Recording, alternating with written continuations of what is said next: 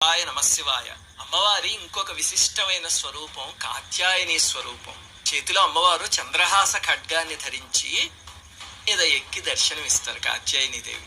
ఆ అమ్మవారి స్వరూపం ఎలా వచ్చింది అంటే, పూర్వం కథ మహర్షి అని ఒక ఆయన ఉండేవారు. ఆయన కుమారుడు కాత్య మహర్షి అని ఉండేవారు. ఆయనకి రెండే కోరికలు.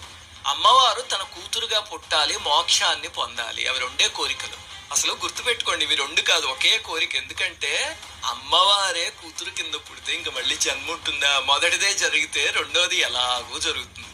దానికోసం ఆ మహర్షి ఎన్నో ఏళ్లు ఘోరమైన తపస్సు చేశారు. ఈ లోపల కైలాసంలో ఒక చిత్రమైన లీల జరిగింది. ఏమిటంటే, ఒకసారి పరమేశ్వరుడు పార్వతీదేవి సరసం ఆడుకుంటుంటే అమ్మవారు పొరపాటున పరమేశ్వరుడు కళ్ళు మూసారు. దాంతో లోకాలన్నీ చీకటైపోయాయి, ప్రళయంలా అయిపోయింది. ఎందుకంటే మనం పరమేశ్వరుణ్ణి ఏం స్తుతిస్తాం? వందే సూర్య శశాంకవన్హి నయనం వందే ముకుంద ప్రియం అంటాం కదా. అంటే సూర్యచంద్రులే ఆయన కళ్ళు. మరి అవి మూసేస్తే జగత్తంతా చీకటైపోదు? అప్పుడు అందరూ ఇబ్బంది పడితే అమ్మవారు బాధపడి, అయ్యో నేను తప్పు చేశాను, దానికి ప్రాయశ్చిత్తం చేసుకోవడానికి భూమి మీద తపస్సు చేసుకోవడానికి వస్తాను అని కిందకు వచ్చారు.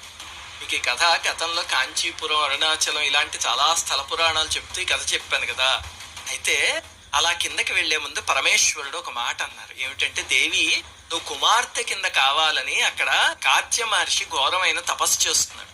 అందుకని ఆయన అనుగ్రహించి వాళ్ళ ఇంట్లో ఆవిర్భవించి 8 ఏళ్ల పాటు ఆ ఇంట పెరిగి అతనికి మోక్షాన్ని అనుగ్రహించి అప్పుడు తపస్సుకు వెళ్ళు అని.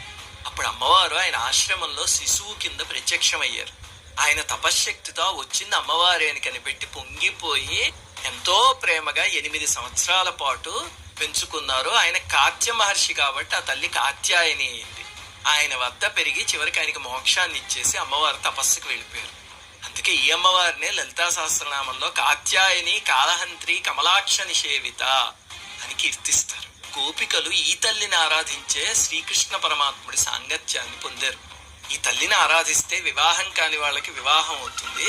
అలా చేసే ప్రక్రియనే కాత్యాయని వ్రతం అని పిలుస్తారు. గోపికలు చేసింది అదే. ఇంతకీ ఈ కథ నుంచి మనం ఏం తెలుసుకుంటామండి అంటే, ఏముందండి, అమ్మవారు ఆడపిల్లల ఆయన ఇంట్లో పుట్టింది అంతే కదా. కాదు, ఏ ఇంట్లో పుట్టిన ఆడపిల్లైనా అమ్మవారి స్వరూపమే. ఆడపిల్ల పుడితే ఏడవకండి, అమ్మవారు పుట్టింది అని సంతోషించండి. ఆడపిల్ల పుడితే ఎందుకు ఏడుస్తున్నారు అంటే, కట్నం ఇవ్వాల్సి వస్తుంది. అది మానడం ఎలాగా అంటే, మగవాళ్ళు తీసుకోవడం మానేయండి. ఎందుకు తీసుకుంటున్నారు అని వాళ్ళని అడిగితే, తీసుకోకపోతే వీళ్ళలో ఏదో లోపం ఉందండి అందుకని తీసుకుంటున్నావు అంటున్నారు. అది అండం మానేయండి. అలాగా వెళ్తూ పోతే వ్యవస్థ అంతా మారాలి. ఆడపిల్ల రూపంలో ఉన్న అమ్మవారే అలా వ్యవస్థని మార్చాలి అని కోరుకుంటూ శ్రీమాన్.